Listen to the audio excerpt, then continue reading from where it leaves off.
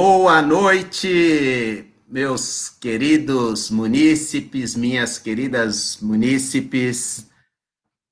Mais uma vez estamos aqui dando continuidade ao nosso projeto de trabalhar o conhecimento e o desenvolvimento da cultura, pensando sempre na relação entre o macro e o micro, o macro da ciência e o micro da própria atividade, atividade realizada na polis, realizada no município, na cidade, onde se dão as relações interculturais. Hoje, nós temos o prazer de conversar com o nosso amigo de longa data, nosso querido professor Rogério Lacerda, muito conhecido em vários âmbitos. O professor Rogério Lacerda dispensa comentários, mas talvez nós tenhamos que tomar aí uns minutinhos para poder falar do currículo do nosso grande Rogério Lacerda, né? Conhecido de município a município, tem uma trajetória muito grande que já rodou o mundo, conhecido desde Itanhaém, da época da Telefônica, mas também da época da escola do Benedito Calixto, do ônibus para os estudos em Santos. Tem conhecidos também na SAM, tem conhecidos na Austrália, na Nova Zelândia, na França, por onde passou na sua trajetória profissional, né, até se consolidar como um dos catedráticos da Universidade Federal de Santa Catarina, na área de ciência e tecnologia, onde fez o mestrado, o doutorado, concluindo a sua ou pelo menos até o momento, né, da sua formação, com o pós-doutorado na USP também nessa área, nós vamos explorar um pouco hoje. Então, o nosso querido Rogério Lacerda tem aí, da engenharia de produção à ciência da informação e tecnologia, uma vasta produção científica, contribui muito com a ciência nacional, é pesquisador do Conselho Nacional de Pesquisa, né, e exerce, então, atividades de grande envergadura. Hoje ele tem aí a difícil missão de falar fácil para nós, conversar sobre o impacto da sua produção, né, e mostrar como ele vê a possibilidade de pensar, as possibilidades para se pensar o desenvolvimento do Brasil como um todo, dos municípios de modo específico, com especial atenção ao município de Itanhaém, de onde nós somos amigos, né, desde a infância. Então, nosso querido convidado, só vou traçar aqui o que seria a grande questão, né? Nós estamos dentro de um contexto de uma pandemia, e nesse contexto, eu gostaria de colocar o problema, né? Como a temática é o empreendedorismo e o futuro dessa pandemia é incerto, tanto para os gestores da administração pública, como os gestores da administração privada, tanto como para os trabalhadores. Qual é a contribuição que todas essas teorias sobre o empreendedorismo oferece para que nós possamos pensar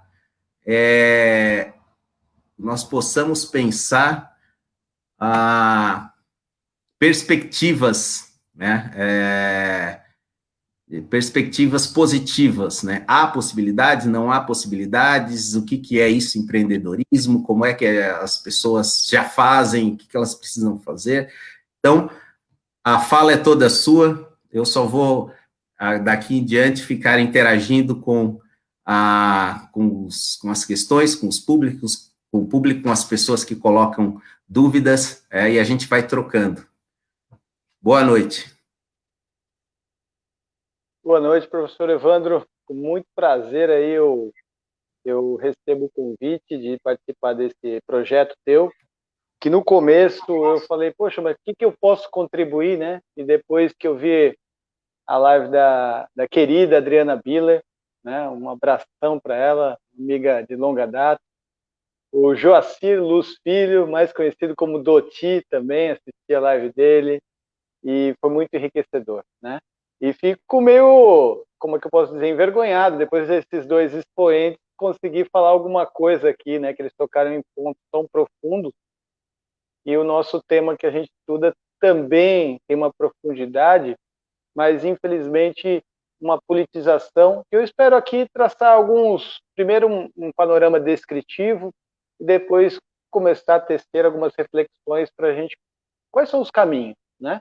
Então, o que a gente pretende expor aqui nesse pequeno momento é expor um pouquinho do nosso conhecimento, da nossa experiência, de como o empreendedorismo pode realmente ter uma força que pode ser uma força de transformação benéfica a uma sociedade, né? Então, essa é a perspectiva que a gente pretende dar aqui.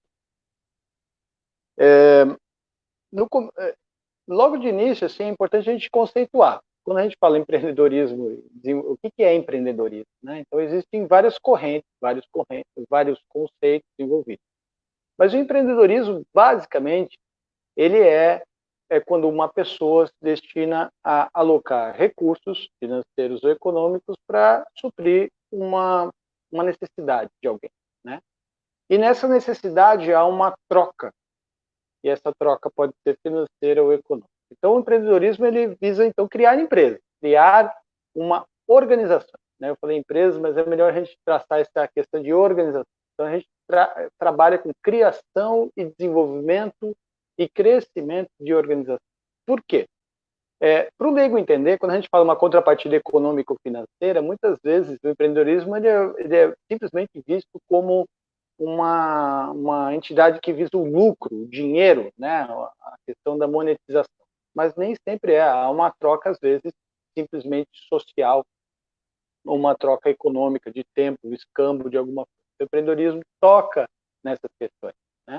Então, quando a gente fala de empreendedor, é a pessoa que realmente não está satisfeita simplesmente em ser um funcionário, né? Ele pode, então, desenvolver novas organizações, né? O empreendedorismo ele tem um papel crucial. Eu estou aqui pegando os pontos aqui que eu coloquei para nossa live aqui. Ele tem um ponto crucial no desenvolvimento da nação, né? Mas aí eu fazendo depois desse convite, como é que ele surge como um ingrediente de crescimento local, né? Então, como o Brito falou, toda a minha infância foi em Itanhaém, uma cidade pequena do litoral, porque eu acredito que temos pessoas assistindo que não conhecem, né, o litoral paulista. Então, eu sempre vi Itanhaém como uma estância balneária. Na época se falava de estância balneária, né? Então, basicamente, o empreendedorismo é ligado à economia, ligado ao comércio, né? Então, se a gente fosse simplificar o comércio, seria uma economia, um empreendimento, porém, ele é o famoso comprar barato, vender com sobrepreço, através de uma transformação. Então, a gente vê isso em restaurantes, vê isso em comércio, em supermercados, né? Então, em economia, a gente chama isso de serviços de baixa sofisticação. Por quê? Porque não tem uma transformação baseada em conhecimento. Então, com essa categorização, a gente separa o empreendedorismo, pode ser escrito em vários tipos de categorias. Mas aí vamos separar em duas, bem básicas para o público leigo entender, né? Você tem o de baixa sofisticação e o de alta sofisticação. O que significa alta sofisticação? Significa economias baseadas em conhecimento, né? Em engenharias, onde você tem uma criação de valor. Já nas economias de baixa complexidade, você simplesmente há uma captura do valor para transportar esse valor para outra questão. Então, para outro local. Então, como é que simplificando, né? Vamos pegar baixa sofisticação, por exemplo, o supermercado. Os supermercados, quando trabalham com produtos, ele basicamente está trabalhando em comprar o produto mais barato possível do seu fornecedor e vender um sobrepreço, que é aquele que o consumidor se destina consiga pagar. A diferença disso, tirando, né, se vou simplificar aqui, tirando os tributos, etc., que pega bastante, ele gera um lucro. Né? Mas para ele comprar barato, tem uma questão crucial, chama fator de escala. Né? E esse fator de escala, a gente está cada vez mais não sendo mais um diferencial competitivo. Né? Então, se a gente for ver globalmente, por que a China se tornou um expoente? Por causa do fator de escala. Compra muito, né? Ela produz muito e consegue fabricar no menor... Então, repare, a gente importa produtos da China, vem do outro lado do mundo e chega aqui mais barato. Por quê? Porque esse simples fator de escala. Né? Então, o comércio e a economia baseada em serviços de baixa sofisticação, ela é realmente uma grande... A maioria dos empreendimentos em comunidades menores, em cidades menores, em municípios. Né? Agora, o que a gente precisa repensar é quanto de investimento, e nesse momento do coronavírus, né, no momento que a gente está em pandemia, eu faço a seguinte reflexão: quando é que a gente vai realmente pensar em serviços de alta sofisticação, baseados em conhecimento, né? Baseado em inovação, né? Inovação é quando você injeta novos tipos de conhecimento para captura de valor. Então, a gente teve um momento no país, de 2003, 2006, que a Bolsa cresceu 400%. E a gente manteve a nossa matriz econômica baseada nesse modelo extrativista, o modelo simplesmente de comprar barato e vender um pouquinho mais caro. A gente se transformou numa economia onde a gente é um dos maiores usuários de Netflix, de Amazon, né? E por que a gente não cria a nossa Netflix?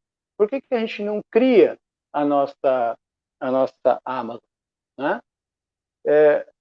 Alguns caminhos eu vou tecer aqui, né? Mas basicamente,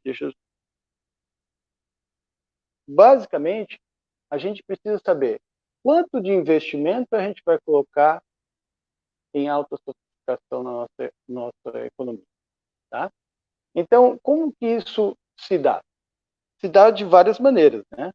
Ela se dá, primeiro, pela repensar a escalabilidade, né? Não só o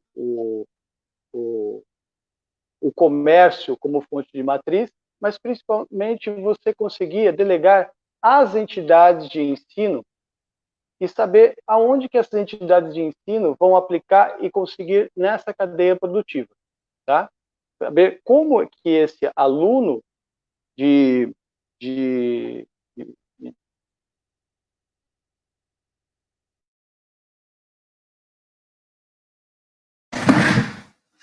Nós tivemos então aí uma pequena pane, problema tecnológico, justamente no momento em que o nosso convidado, Rogério Lacerda, estava tratando de um exemplo tecnológico. Ele já está reconectando.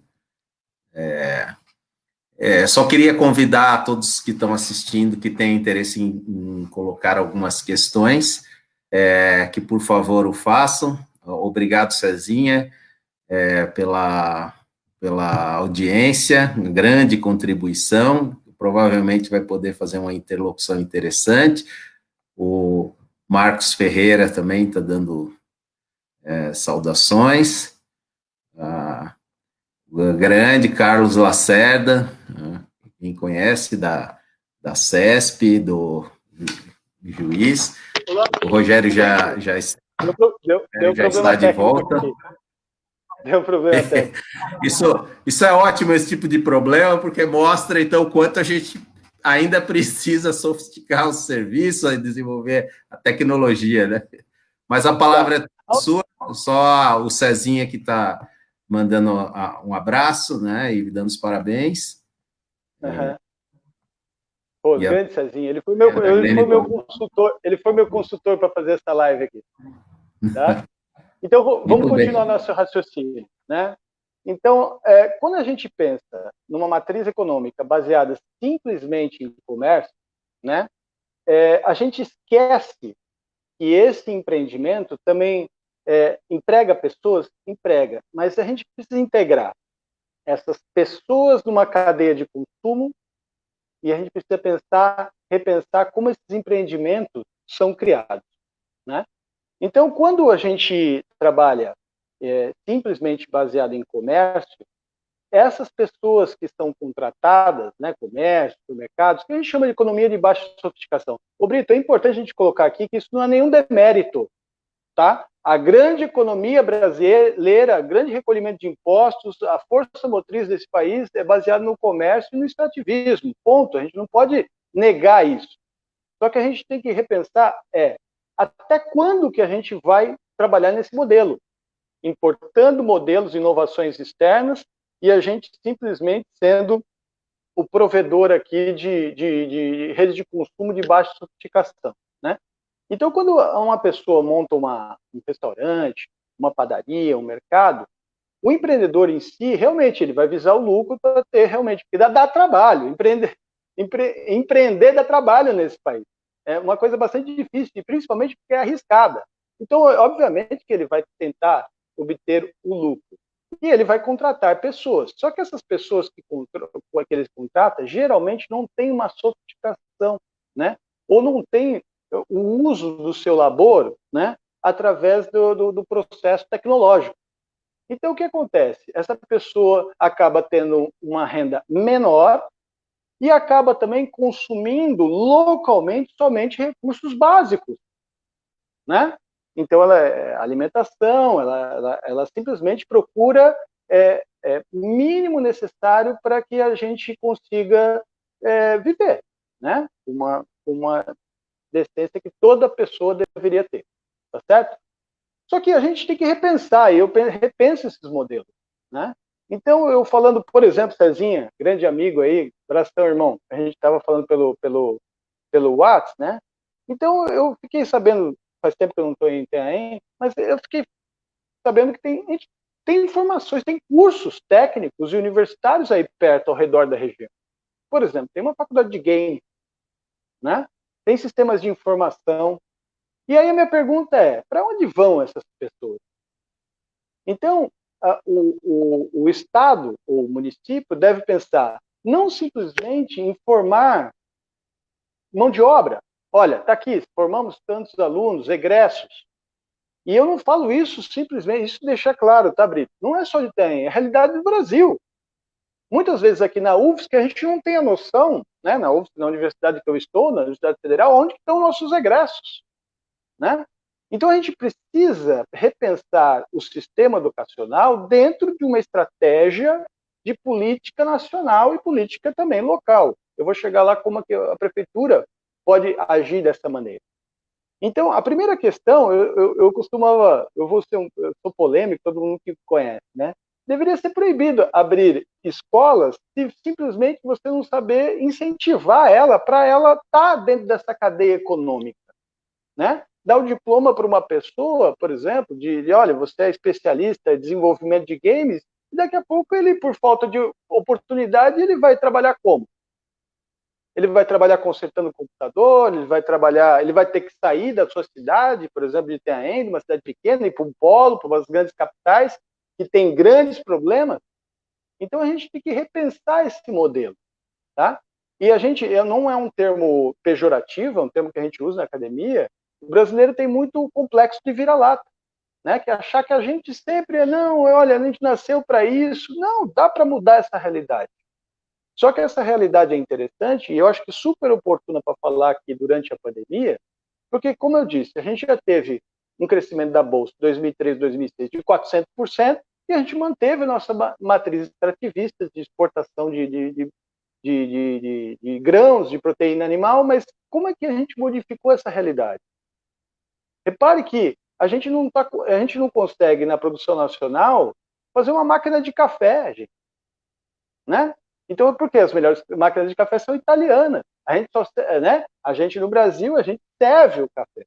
E por que não incentivar? Porque falta, na minha percepção, essa falta de integração. E essa integração se dá no empreendedorismo pelo que a gente chama de tríplice L. Tá? Então, o que a gente tem que fazer? A gente tem que pensar os sistemas educacionais vigentes, tá? A gente tem que pegar os sistemas educacionais vigentes e como esses egressos vão criar oportunidades novas. E eles não vão criar essas oportunidades somente com o comércio. Tem outras oportunidades. Como? Integrando as problemáticas do comércio, se o Evandro está falando como retomar, né? Daqui a pouco eu vou responder, me lembra aqui, Brito, se eu esquecer dessa dúvida dele, que é oportuno, tá? Do Silverhand, como retomar. Mas, assim, o comércio, que é o local, ele deve dar os problemas para que esses alunos, com seus conhecimentos intensivos em tecnologia, possam criar empresas, possam criar o que a gente chama de startup, novas empresas. O que essas empresas têm de diferente? Elas vão ser baseadas em conhecimento, alto valor agregado. E aí, quando uma startup contrata uma pessoa, ela não contrata uma pessoa também com baixa escolaridade. Ela vai contratar pessoas também com um nível de sofisticação laboral, de conhecimento maior. Essa pessoa que é funcionária da startup, que foi criada lá com 1 ou 2 estudantes, que cresceu, contratou mais 3 desenvolvedores, 2 engenheiros, essas pessoas não vão simplesmente querer um restaurante normal. Ela vai querer serviços mais sofisticados. Ela vai querer trabalhar não como fator de escala, como eu falei anteriormente. Ela vai querer falar com personalização. Ela vai querer tomar cervejas artesanais. Opa, então temos que abrir bares artesanais, né? Que é os brew pubs, que necessariamente não é o mais barato, mas ele vai mudar o ecossistema de uma maneira sistêmica. Ele vai querer fazer academia dentro de equipamentos que já tem telemetria, que já consegue saber a sua leitura corporal, que já consegue usar a tecnologia. Então, essas pessoas aqui, né, elas vão, quando for numa casa de massas, ela vai numa casa de massas mais refinada. Então, vai crescer a oportunidade de uma maneira sistêmica. Tá? E aonde que entra o Estado, o município, né, nessa tríplice hélice? Né? É você criar esse ambiente, é você criar esse habitat para que essas ideias floresçam. Então, você tem que criar ambientes, geralmente a gente chama esses ambientes de aceleradoras ou incubadoras de empresas, né? Elas devem estar conectadas ao setor educacional, né? De forma que o aluno, desde o primeiro ano, ele tem opção. Se você quer ser funcionário de empresa, ótimo. Mas também você pode ter a sua empresa. Como? Vai lá, num ambiente, na incubadora aceleradora, você apresenta ideias. Se não tiver ideias, o próprio comércio e as empresas locais dão suas problemáticas. Então, aquele restaurante lá, aí eu vou tocar no que o Silvio colocou, né? Quais são as problemáticas? Né? Eu preciso reduzir custo. Quais são as principais rubricas de custo? Como é que a gente pode automatizar ou reduzir o teu estoque, por exemplo? Como é que a gente pode prospectar novos clientes? Né? Então, tudo isso, né? O setor do turismo, por exemplo, também, né? As automações, tudo. O que o setor hoteleiro, o setor do turismo precisa de termos de automação? E transforma essas demandas para demandas de negócio para esses alunos. Uma coisa que a gente precisa entender quando a gente trabalha em inovação é que, primeiro, não é imediato. Isso é o grande erro, Brito, né? E a gente quer soluções imediatas, quer resolver agora, o aqui e agora. Então, tem uma solução bem simples. 99% do nosso orçamento e das nossas iniciativas vão ter que ser voltadas para o comércio, e para o status quo, né, para a situação atual, para a melhora das condições atuais, que não vai ser fácil. Gente, em abril agora, a gente houve um decréscimo de 10% do PIB. 10% do PIB. Então, eu estaria aqui criando uma ilha de fantasia que, sim, muitas empresas vão falir. As que estão aqui, elas não vão existir mais, muitas. Existe isso. Mas aí está no momento de a gente falar, a gente volta a dizer, dos 400% que a gente teve de crescimento de bolsa. A gente não mudou a nossa matriz econômica. Agora que a gente está repensando toda a economia global, gente, toda a economia global está sendo alterada. O Brito sumiu agora.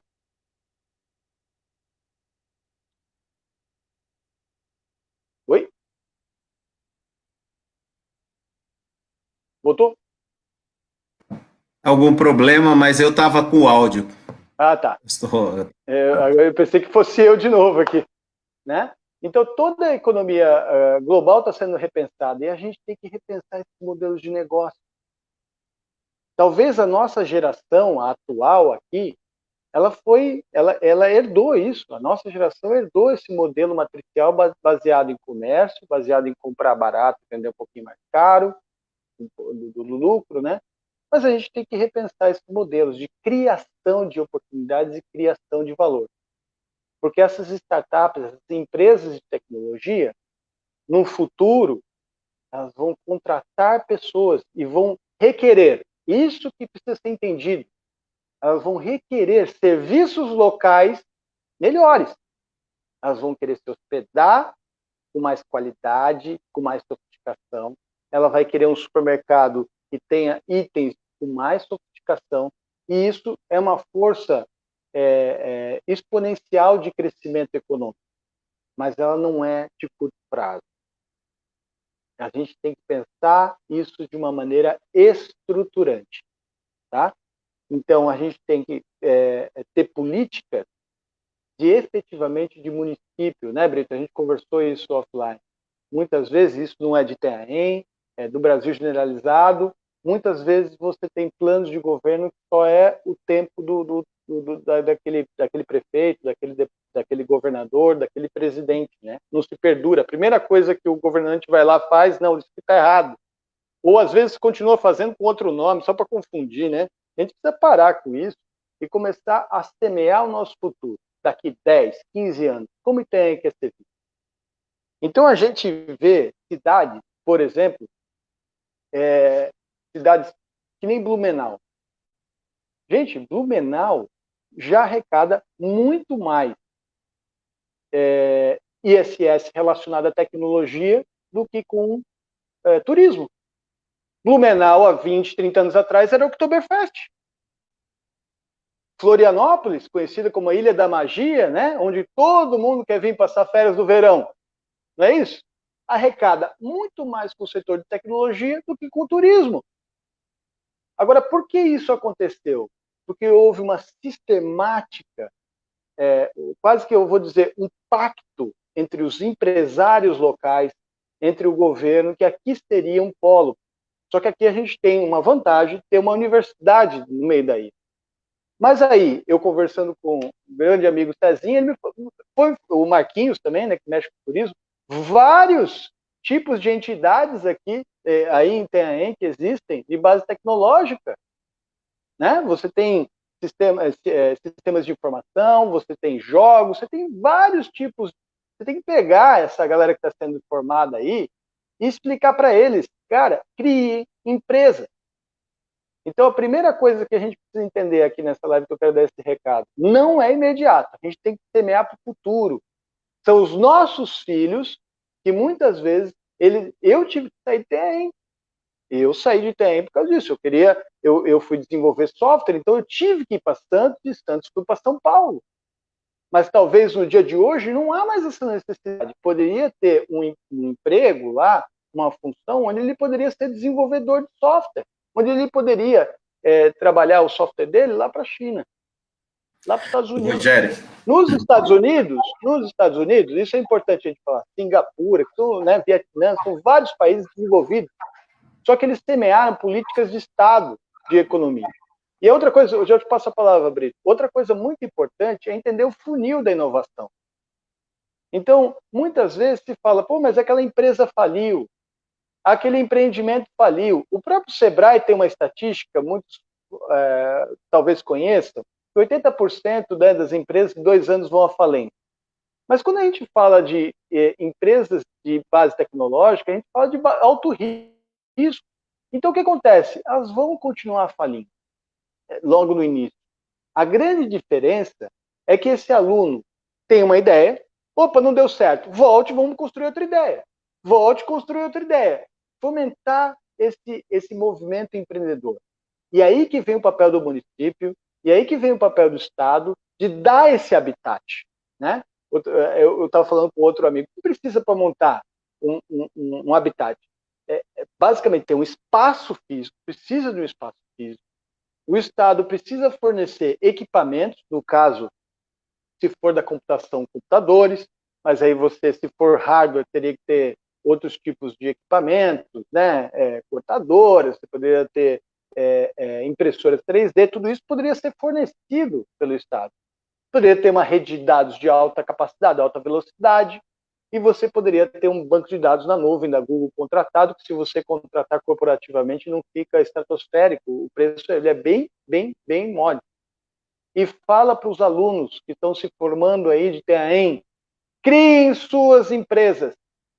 Se tiver 100 alunos, daqui a pouco, 6, 7, daqui a alguns anos vão sobreviver. E esses 6, 7 vão empregar os outros 93 que vão contratar, mas com serviços sofisticados. E esses caras vão ser melhores remunerados e você vai ter uma mudança do ecossistema local. Quero frisar, eu vou te passar a palavra. Florianópolis e Blumenau é Brasil. E eles arrecadam ISE, a prefeitura arrecada muito mais com tecnologia que serviço. E isso não foi um prefeito que fez ou um governador. Foi décadas de trabalho, mas sempre mudava o governo, mudava várias coisas, mas esse vetor nunca mudou. Esse é um ponto importante aí, Brito, para ser destacado. Eu acho que a questão do que o Cezinha coloca, ela está diretamente ligada a tríplice hélice, né? E pensando a tríplice L nessa, digamos, nesse consórcio de potencialização que é no qual entra o poder público, né?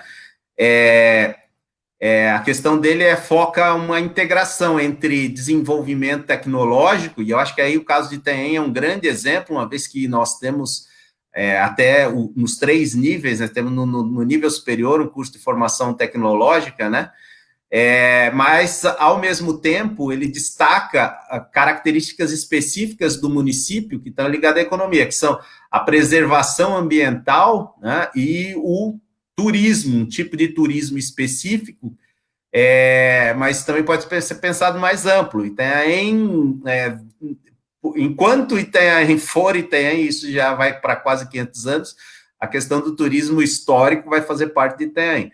Então, assim, como é que você, a questão dele, então, ele pede para que você retome um pouco, a partir dessa discussão teórica, pensar o empreendedorismo ligado a meio ambiente, turismo, dentro dessas características de Itanhaém, né? Eu acho que está ligado também um pouco à questão que o Silvio já colocou, né, que horizontes nós temos, né? Apesar de você já ter tocado nesse ponto, enfatizado o papel da educação, né? E também já ter destacado que empreendedorismo não, ele é especificamente uma atividade social e também econômica, né? Não exclusivamente econômica. Então, acho que um link, fica curioso tentar entender um link entre, já que se trata especificamente de um fomento social, então eu posso e tenho como, né, pensar meio ambiente, pensar história, pensar cultura, pensar desenvolvimento tecnológico. Eu acho que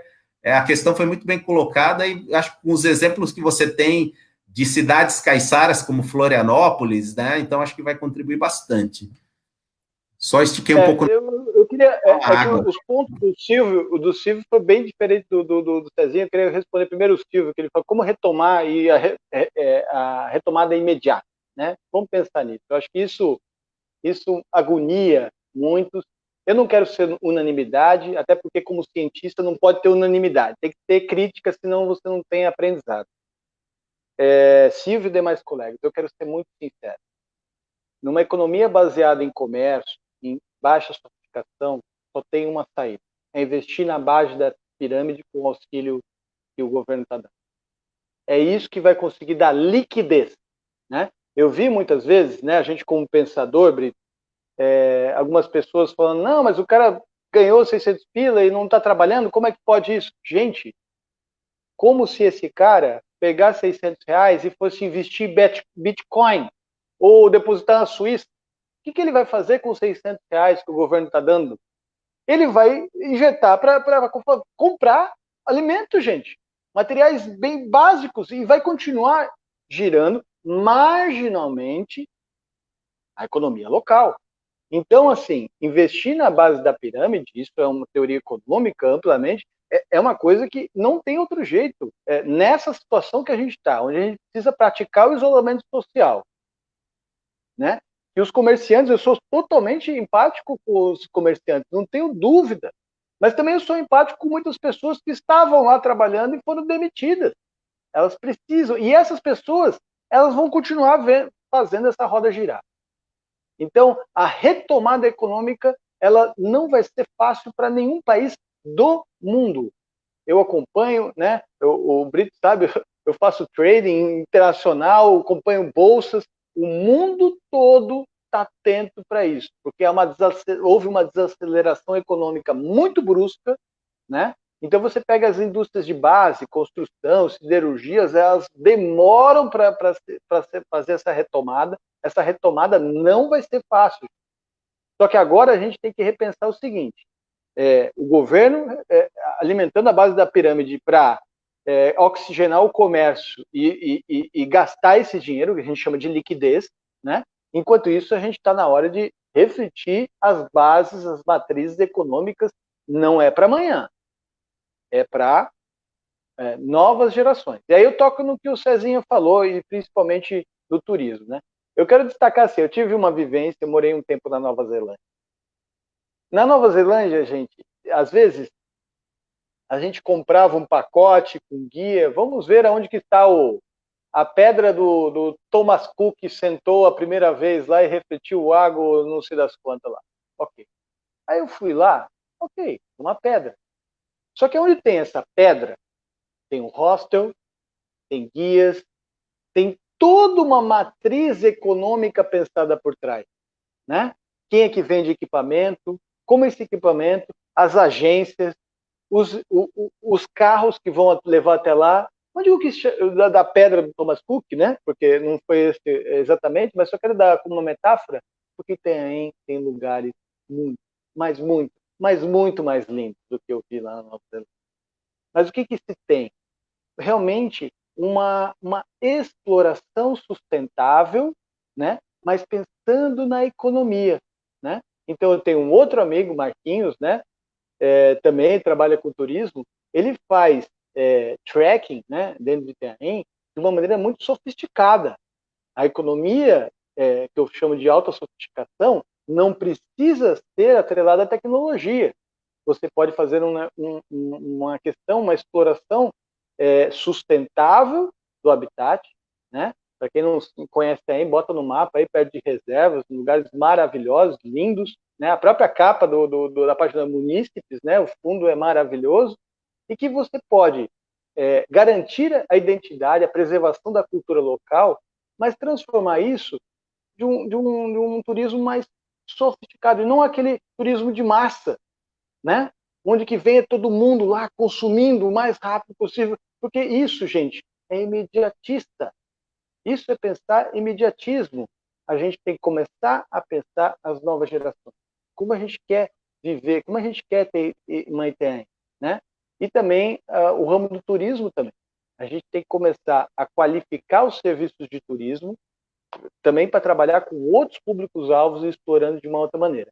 E aí que vem aí minha experiência também lá de fora, que eu vejo, muitas vezes o turismo ele é desconectado, né? Então, quando você vai hospedar em algum país, que nem eu tive a oportunidade de conhecer a Nova Zelândia, você se hospedava no hostel e já tinha um, um, você não ficava sem fazer nada, você sabia exatamente o que ia fazer em cada dia, porque era tudo integrado.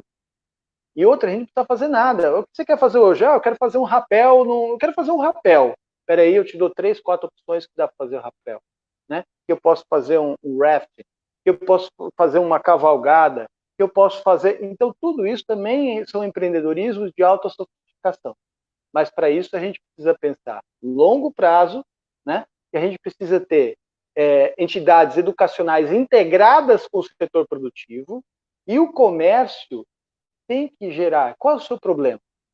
Porque falar que o seu problema é redução de custo e aumentar o número de clientes não resolve o problema de ninguém, entendeu? Então, claro que o Brasil tem problemas macro, né? A questão tributária é confusa, ela é perversa, mas é com essa realidade que a gente vive. Não dá para ficar reclamando. E qual que é a saída para políticas públicas? Trazer essas entidades educacionais, trazer o comércio, né? Criar um ambiente, agora a gente vai começar a criar empresas que vai estar integrado na economia local, certo? Não existe fórmula, não é o meu objeto de estudo, mas eu posso falar categoricamente, não existe fórmula mágica para essa retomada do que aconteceu no Covid, tá? Infelizmente, aqueles empreendimentos que não têm vantagem competitiva, Brito, ou que tenha a vantagem competitiva baseada simplesmente no fator escala, que é o que faz, né? Muitos deles não vão existir daqui a algum tempo, tá? Essa é a realidade, né? Então a gente tem que pensar lá na frente, tá certo? E o que vai manter a liquidez, né? Entre aspas, a sobrevivência imediata, os auxílios emergenciais têm que ser dados, distribuídos de uma maneira honesta, justa para quem precisa, isso a gente precisa fiscalizar para continuar gerando o comércio. Mas tá bom, isso aqui é o hoje, né? E agora, o que a gente vai fazer amanhã? É isso que essa live ele visa justamente dar esse recado para a gente pensar em criar empresas, não simplesmente a única opção a gente é ser funcionário de algum empreendimento. Porque o empreendimento, o Brito, eu também conheço bem, vim de lá há muito tempo, muitas vezes a gente tem empreendedores que são familiares, né, que já vêm de pai para filho, ou também empreendedores do tipo que é médico, dentista, né, advogado.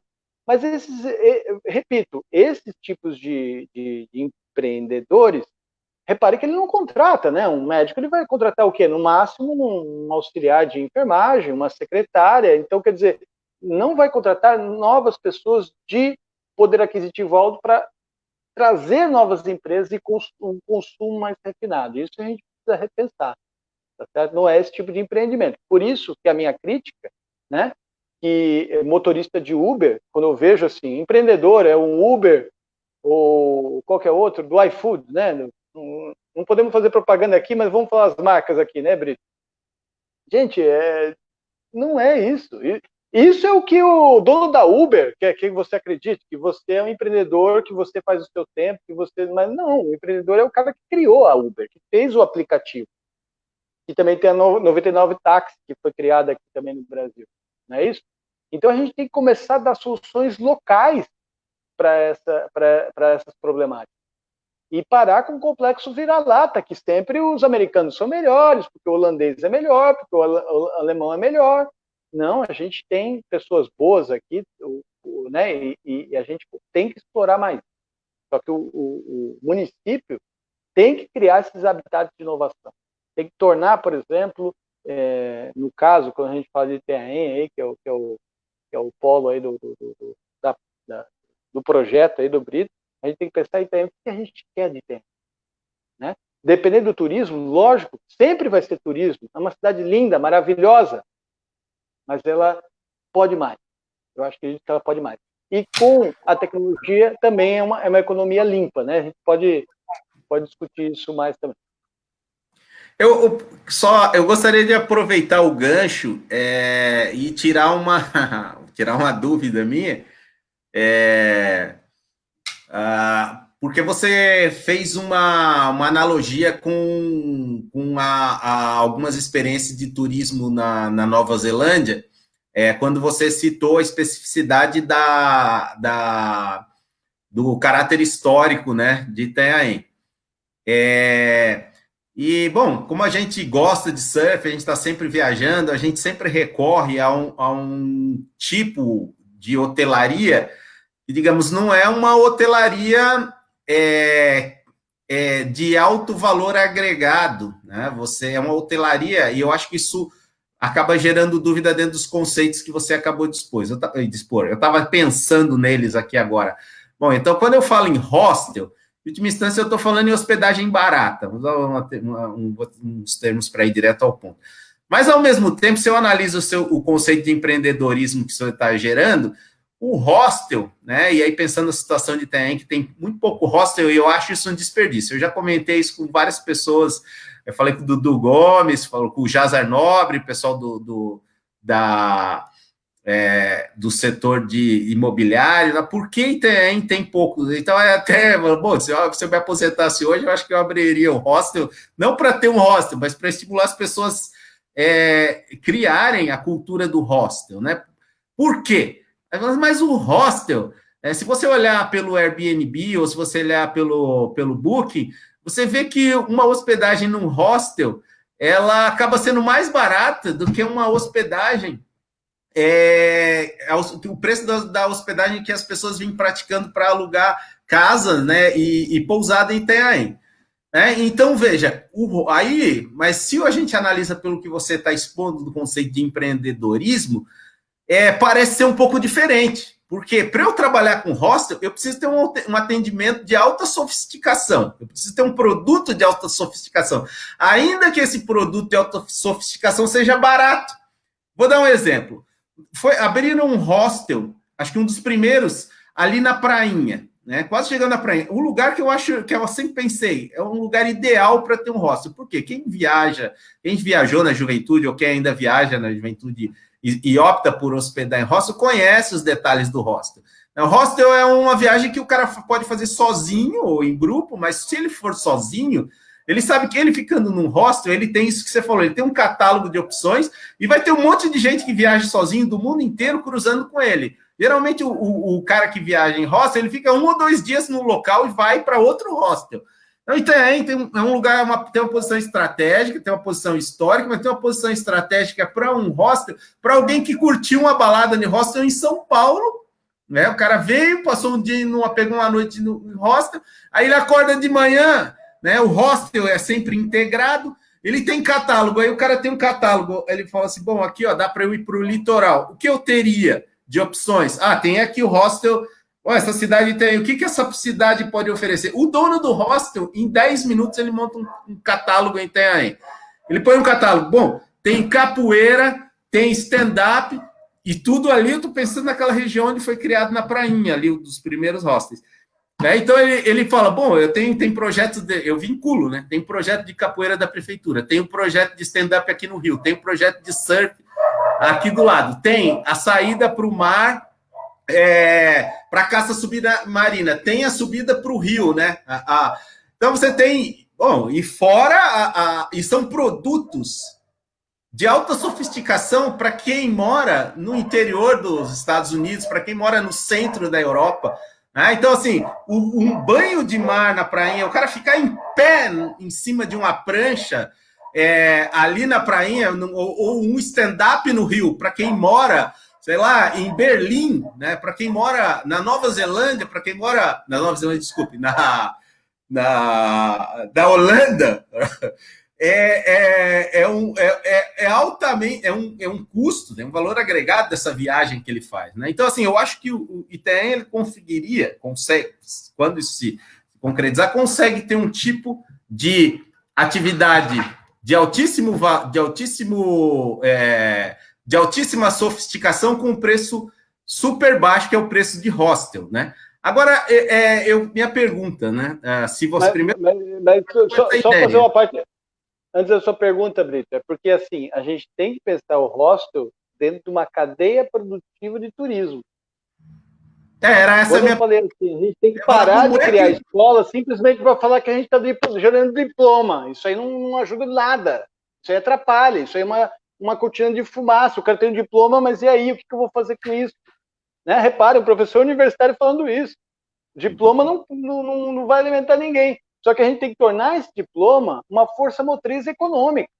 Então, quando você por exemplo, montar um hostel, você tem que pensar a cadeia de agências que vão ter que estar integradas, de eventos que vão ter que estar integrados. O que o cara quer fazer? Ele quer fazer uma trilha, quer curtir uma praia, quer pegar onda, quer pular de bungee jump. O que você quer fazer? Rafting. O que você quer fazer? E aí você tem que estimular o empreendedorismo local para esse tipo de atividade integrada. É isso que eu estou querendo dizer. Não pensar assim, é só montar uma caixinha e resolve a questão, sabe? Essa é a minha principal recado. E quem deve coordenar tudo isso? Não é o empreendedor. São as políticas públicas que devem falar, olha, a gente quer fomentar esse tipo de empreendedorismo. Então, o turismo só que o turismo, a gente tem que parar de pensar que turismo é comprar uma cervejinha a R$ 3 e vender na praia a 4,50. Isso aí, gente, é fugaz, isso aí não vai, né? Talvez seja a subsistência de muitas pessoas, mas, de novo, a gente tem que pensar, a gente vai querer que os nossos filhos vivam nessa realidade ou vivam uma realidade que a gente não conseguiu dar nessa geração? E é para isso que a gente precisa criar essas novas visões. Ai, Aline, minha prima, grande, grande inspiração minha. Ela merece todo carinho aí, porque ela me acolheu, ela e a família dela aí, durante meu pós-doc na USP, tá? Deixa eu abrir esse parênteses que ela merece. Tá? Então, faço a tua pergunta agora, Brito, mas assim, sobre a cadeia o exemplo do hostel, é isso, eu sou contra e não ajuda a gente montar um empreendimento isolado, não pensar o todo, tem os estímulos necessários de toda a cadeia. Trazer o turista, como vai acomodar esse turista, que rotas que a gente quer estimular, ou simplesmente quer chapar essas praias de turistas, gerando lixo e gerando outras coisas. Será que a gente não consegue fazer outras coisas, outras formas de empreender?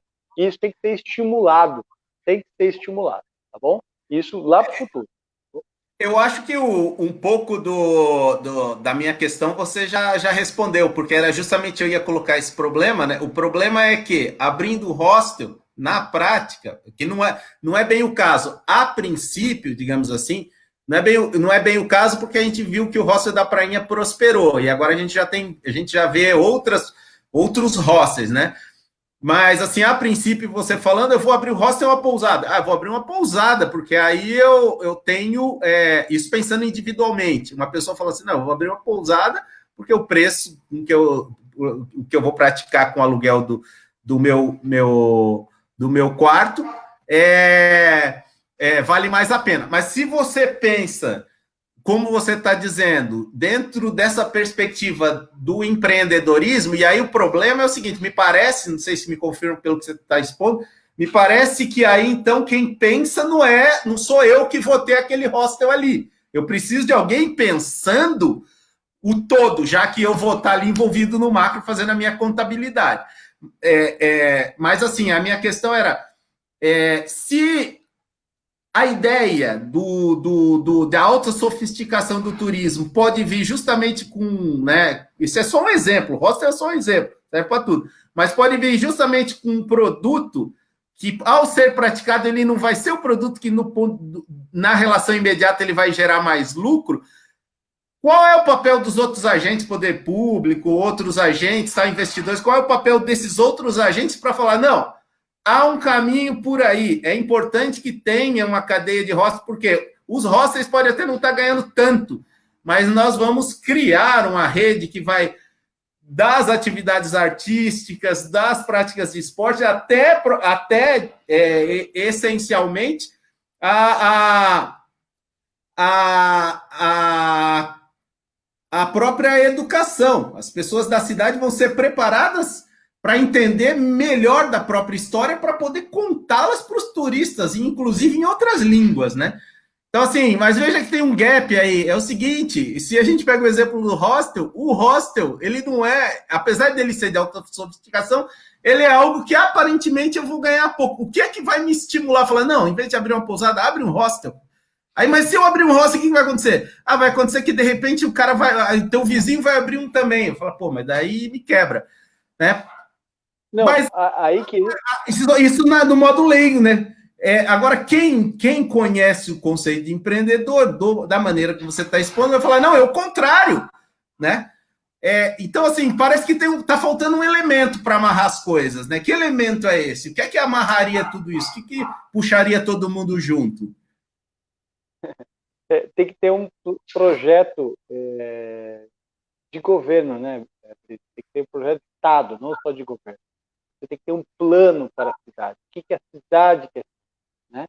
Ao mesmo tempo que deve, eu acho, não tenho certeza, não se deve proibir de criar, mas muitas vezes a gente vê um negócio prosperando e todo mundo cria aquele negócio, né?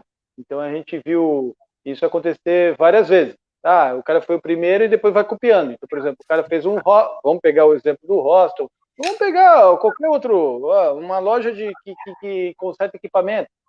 Ah, esse cara prosperou, o que ele vai fazer? Vamos criar também. Isso canibaliza. O que quer dizer canibalizar? Reduz o preço, reduz a sofisticação, quebra o diferencial competitivo e todo mundo vai sofrer com isso. O que o Estado precisa fazer, no caso, a prefeitura precisa fazer, é esse projeto. Que tipo de empreendedorismo a gente quer? A gente quer o empreendedorismo de turismo, mapeia toda a cadeia do turismo. Desde as agências, que tipo de turista a gente vai querer. O turista veio para cá, tá, o que ele vai fazer?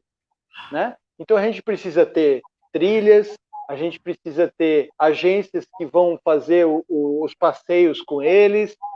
Isso eu pouco vejo essa estruturação no Brasil, não estou falando só de terreno, não é uma crítica pessoal, não.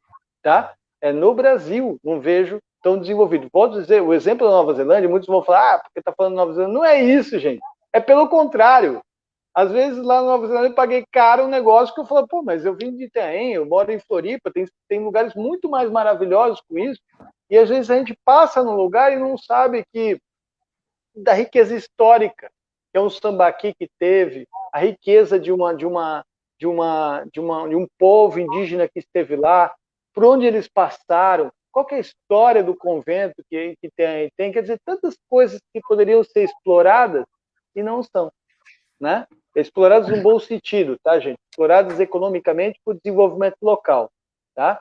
Então, o preservar, e é por isso que a gente vive uma crise também cultural no Brasil, o Doti falou isso na última live, muito importante, né? A gente não valoriza isso.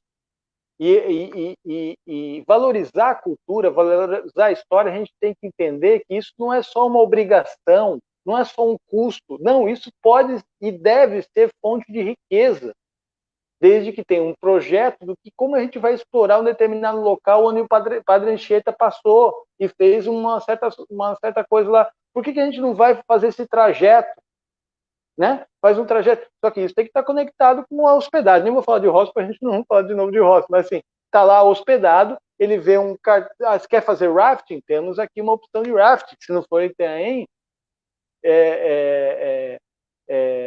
que se faça em cidades próximas, mas que você tenha isso. E não é só assim, vai lá de carro, não, temos vans, né, que você pode se divertir à vontade, você não precisa se preocupar em dirigir na volta, quer dizer, isso vai atraindo um outro tipo de público, e não só o Shigeru falou, né, qualidade não é quantidade, é justamente isso aí, né, é justamente você vai ter não uma, não sei se ainda continua, me corrijam aí, quem mora em Itanhaém, né? Mas na alta temporada é um negócio insuportável de ficar, né? Por quê? Porque essa é a economia de escala. Daqui a pouco a gente até reduz o volume e muito mais riqueza, porque é mais elaborada a questão.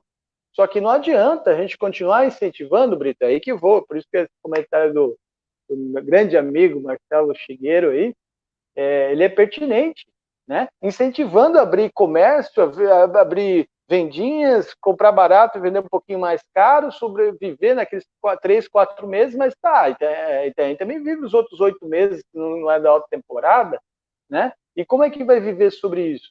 Então, é muito interessante a gente pensar nessa frase aí que o Figueiredo colocou, né? Gerar mais qualidade, e é o que eu estou chamando de criar valor. Temos que criar. Porque no momento que você trabalha puramente comprar barato, vender um pouquinho mais caro, com prestação de serviço mínima aqui, você tem esse problema de gerar, você tem que ter volume para ser lucrativo.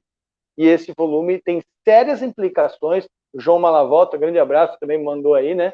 Tem sérias implicações também de sustentabilidade, né? De geração de lixo, de preservação do meio ambiente. Então a gente tem que, pelo contrário, a gente tem que preservar para fazer o turismo segmentar de uma maneira da natureza mais qualificada. Esse é o meu pensar. Agora, o que está faltando? Eu não quero, né, personalizar, porque eu conheço muita gente que está em Itanhaém, né? E são pessoas muito queridas. E que não é particular em Itanhaém, né? Mas o poder público precisa desenhar o seu projeto. E o seu projeto tem curto, médio e longo prazo. E muitas vezes eu vejo só promessas de curtíssimo prazo, e isso vai se perpetuando, geração após geração, um modelo econômico que está exaurido no mundo. Os Estados Unidos criam as empresas, a Europa cria as empresas e precisa de mercado consumidor. É onde eles vêm? Em países subdesenvolvidos como o Brasil. A gente não pode aceitar simplesmente de mãos totalmente sem guarda esse tipo de modelo econômico. Tá? Não é um modelo econômico que não vai dar qualidade de vida para nossos filhos, a gente tem que pensar. Não é um modelo de vida que vai preservar a nossa cultura e preservar o meio ambiente. Tá?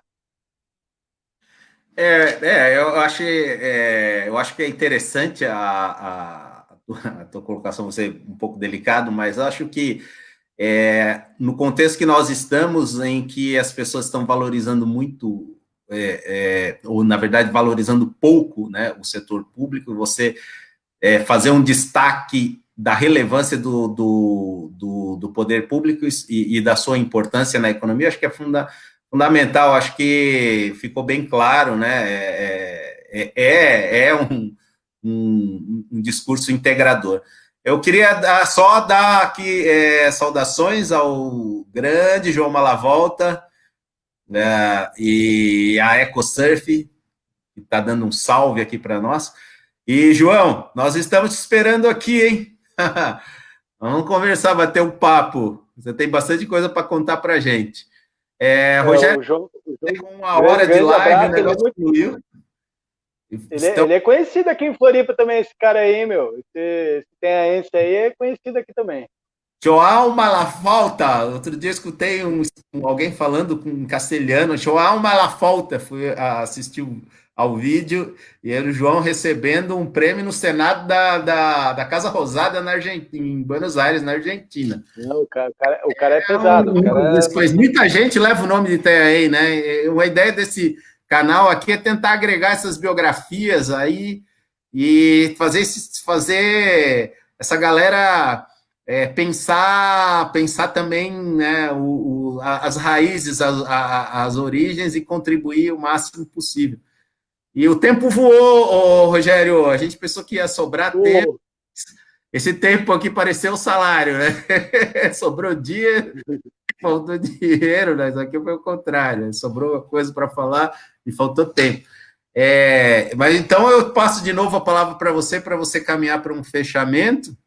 E se alguém que está assistindo quiser fazer algum comentário, pode colocar ali as questões, aí a gente já vai postando aqui para encerramento e já lamentando aí, agradecendo e lamentando aí o final, né, da conversa. Passou voando, né? Foi mais de uma hora. Brito, primeiramente, esqueci até de falar, né? Se tem um culpado por eu estar na academia, esse é esse professor que vos fala, o Evandro Brito, ele foi o culpado. E muitas noites, né? Tomando uma cervejinha com amigos, e ele falava, você tem talento, e eu negando, e cheguei, me empolguei um pouquinho, né? Queria agradecer. Segundo também, gente, está totalmente empático do que está acontecendo no Brasil e no mundo, né?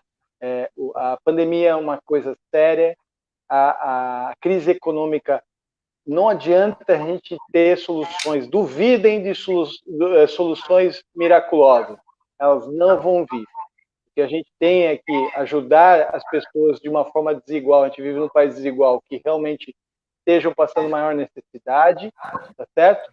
E essas pessoas, com essas ajudas assistenciais, elas vão injetar dinheiro na economia local e no comércio. Qualquer discurso fora disso, em termos econômicos, é falacioso, tá? É típico de estelionato, tá bom? Então, agora, esse é o momento, né, de muito sofrimento, mas que a gente precisa repensar para os nossos filhos, para os nossos netos, que cidade que a gente quer deixar para ele para frente. Que tipo de qualidade de vida a gente quer deixar? Que tipo de opções em termos de emprego, em termos de cultura e de história a gente quer deixar. Esse é um momento super importante. E os caminhos, né, só para sintetizar, são as aceleradoras e são as incubadoras de empresas, né? Conectar, deixá-las dentro do setor educacional e não deixar esse aluno simplesmente pegar um canudo no final. É de ele conseguir estar associado a uma cadeia produtiva já existente ou criar essa cadeia criando empresa. Isso tem que ser fomentado pelo Estado e articulado pelo Estado. É inalienável esse dever das entidades públicas em fazer essa conexão entre o setor produtivo e o setor educacional. Brito, mais uma vez, muito obrigado, irmão. Muito tempo que eu não te vejo pessoalmente. E um grande abraço a todo mundo que participou e prestigiou nosso momento aqui. Eu que agradeço, e agradeço também a participação, e a ideia é essa, né, conseguir integrar essas biografias nas várias áreas, na área econômica, na área social, na área educacional e todos os seus aspectos. Na semana que vem a gente vai conversar com a Dani, com a Cris. Então, estamos abertos aí para tentar agregar essas reflexões, né? E subir um pouquinho o nível dos debates, porque tá na rede social, ao mesmo tempo que ela facilitou a integração de ideias, poluiu demais, né? Com uma tecla só, né? A gente roda e vê todo mundo falando da mesma coisa, então a ideia aqui é juntar coisas que a gente tem a dizer e às vezes não diz. Muito bem, então agradeço Rogério e agradeço todo mundo e nós vamos ficando por aqui. Obrigado.